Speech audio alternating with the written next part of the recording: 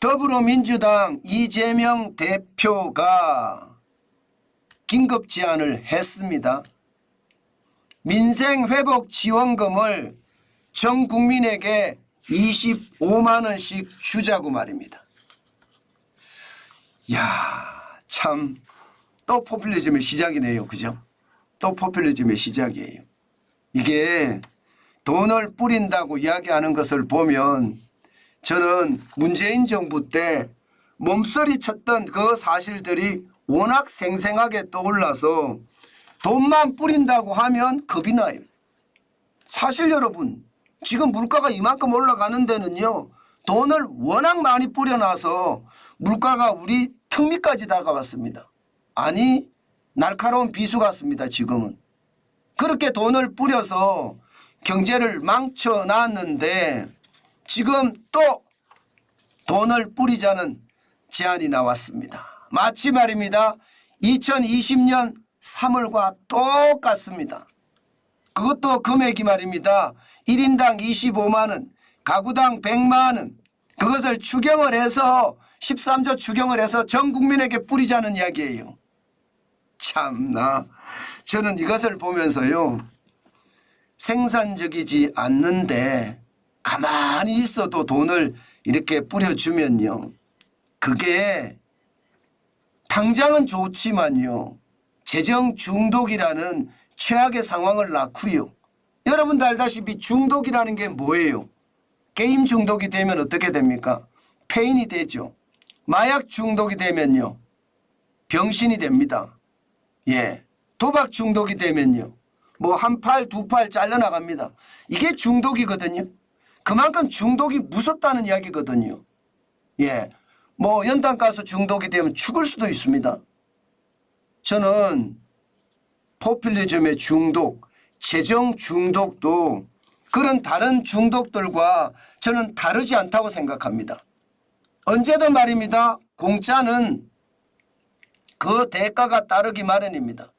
저는 그 대가가 너무 심각하게 올까 봐 두렵습니다. 그런데 그렇게 올 가능성 굉장히 많아요. 왜냐하면 여러분 2020년 5월에 4인 가구 100만 원씩 14조 3천억을 뿌린 기억이 있습니다. 이 당시 여러분들 기억하실 거예요. 제가 목소리를 굉장히 크게 높여서 말입니다. 이렇게 하면 우리 다 죽습니다. 그렇게 이야기했어요. 그 당시에 제일 제가 기억나는 대목은요, 광진을 고민정 후보의 지역구에 여당 대표죠. 그 당시에 더불어민주당 대표가 가서 뭐라고 했는지 아세요? 고민정 후보를 찍어주시면 전 국민에게 재난지원금 드리겠습니다. 이렇게 얘기했습니다. 그게 금권선거고 그게 민주주의를 망친 거고요. 자유민주주의에 완전히 패망을 불러온 사건이라고 저는 말씀을 드렸습니다. 그 바람에 경제까지도 다 망할 수 있다는 이야기도 제가 드렸습니다. 그런데 그게 지금 와서 보세요. 지금 와서 현실이 됐잖아요. 최저임금 가득 올리고요. 여기에다가 소비자 물가 쭉쭉쭉쭉 올라가서 지금 말입니다.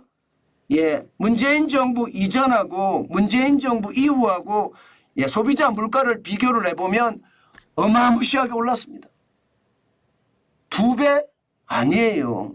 저는 2배도 훨씬 더 올랐다고 생각해요. 아니 애호박 하나에 제가 2018년 17년만 하더라도요, 좀 비싸면 700원, 좀 더 비싸다 해도 1,000원이면 샀어요. 지금 하나에 3,500원 합니다. 그럼 물가가 얼마나 올랐습니까? 그만큼 말입니다.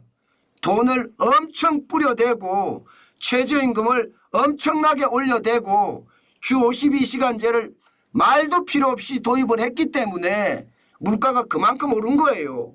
왜 우리는 이걸 모를까요? 사람들이 이걸 모릅니다.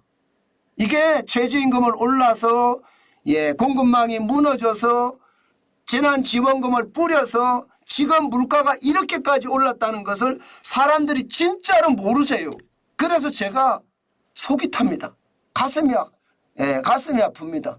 솔직히 제가 울컥울컥 할 것 같아요. 지금 그 생각만 하더라도. 왜 이걸 모르죠, 사람들이? 지금 보세요. 1차 때 14조 3천억 뿌렸죠.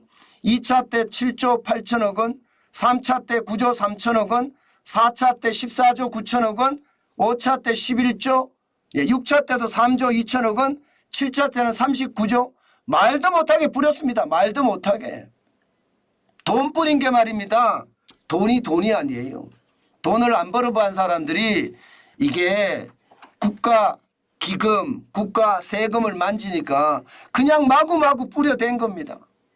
그래서 말입니다. 문재인 정부 5년 동안에 무려 415조 5천억을 뿌렸습니다. 박근혜 정부 4년 동안 170조였고요. 이명박 정부 5년 동안 181조였습니다. 노무현 정부 5년 동안도 143조 2천억 원이었어요. 문재인 정부 5년 동안 415조 5천억을 뿌렸습니다. 그런데 또 돈을 뿌리자고요. 뭐 돈 뿌리자면 좋죠. 뭐 놀고 먹을 수 있으니까 얼마나 좋겠습니까? 근데 결국은요. 그 놀고 먹던 사람이 나중에 죽도록 일해서 세금으로 갚아야 돼요. 그게 말입니다. 결과예요, 결과. 문재인 대통령이 그렇게 돈 뿌려놓고 본인의 세금 한 푼이라도 더 기부하는 거 보셨습니까?